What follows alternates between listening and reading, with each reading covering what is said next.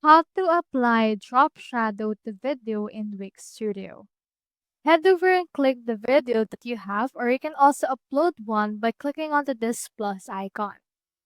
From in there, click onto this Open Inspector once you have selected the video.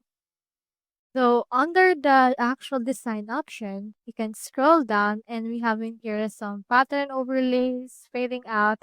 But for this case, let's head over to shadow. Expand that and click onto this apply shadow option.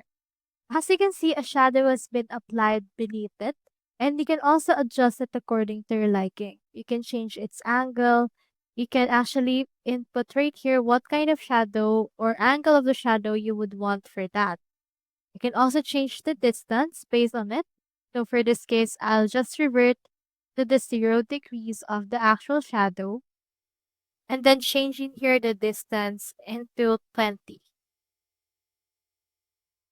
So you can change it right there. And you can also adjust the size of the shadow in order to intensify it right there.